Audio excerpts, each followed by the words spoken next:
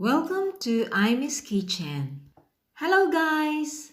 Ngayong araw na ito, ako ay gagawa ng garlic buns. Yes, masarap na tinapay.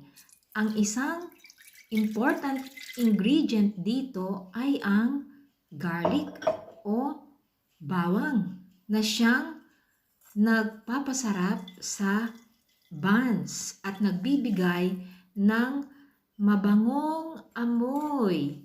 Ngayon, simulan na natin. Una ay ibuhos ang gatas, pagkatapos ay ang yeast, dried yeast, sunod ang sugar o asukal, at pagkatapos ay ang asin. Paghaluin silang mabuti. By the way, ang gatas ay kailangan na maligamgam.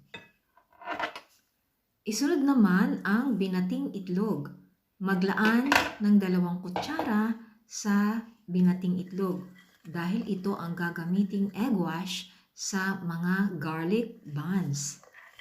Haluing mabuti hanggang sa ma-dissolve ang dried yeast at pagkatapos ay dahan-dahan ibuhos ang flour or harina at sa tulong ng isang wooden spoon ay paghaluin ang mga sangkap. Pwedeng gumamit dito ng electric mixer.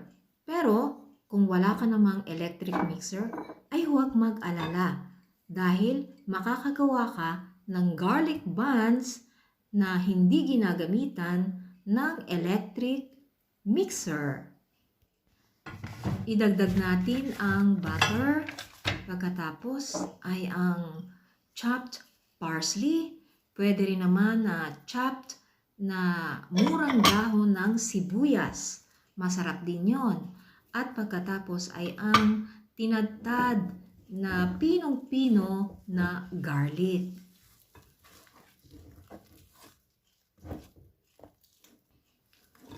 Paghaluin lamang na mabuti ang mga ingredients hanggang sa hindi na kumakapit halos ang dough sa gilid ng mixing bowl.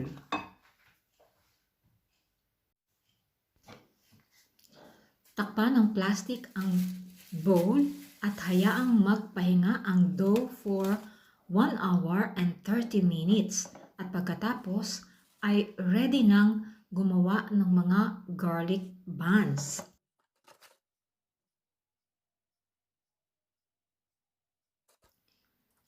Pulbusan ng kaunting harina ang table at simulang gumawa ng garlic buns. Mga 10 ang pwedeng magawa dito. Yung ginawa ko ay 12, maliliit. Kailangan mga 10.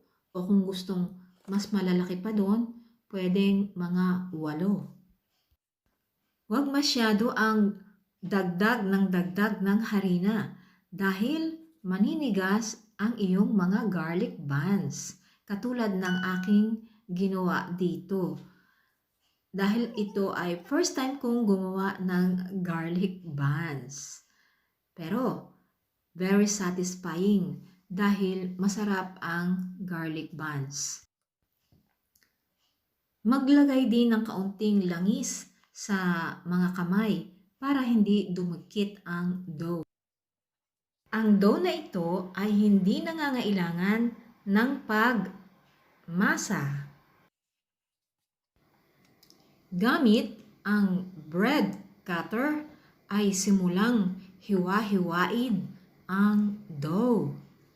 Huwag mag-alala kung wala kang bread cutter kasi maghanap ka lang ng mga Tupperware o takip ng Tupperware na hindi ginagamit ay pwede kang gumawa ng bread cutter. Pansamantala kung wala ka pang bread cutter.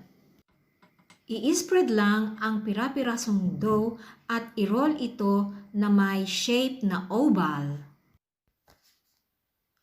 Yung unang garlic bun ay ginamitan ko ng rolling pin. Pero pwedeng hindi na gamitan ng rolling pin yung mga susunod dahil pwede mo siyang i-roll nang hindi ginagamitan ng rolling pin. Basta't ang kanyang forma ay oval. Ngayon, ang mga garlic buns ay nasa tray na. Hindi sila didikit dahil ang ilalim nito ay pinahiran ko ng kaunting butter at binudburan ko ng kaunting harina. Pagkatapos ay tinakpan ko ng plastic wrap o pwede kahit na anong dishcloth at hayaang magpahinga sa loob ng oven for 30 minutes para sila ay umalsa. Pagkatapos ng 30 minutes, kuhanin sila at pahiran ng egg wash sa ibabaw. In the oven for 25 minutes at 180 degrees Celsius. And now, ready nang kainin ang mga garlic buns.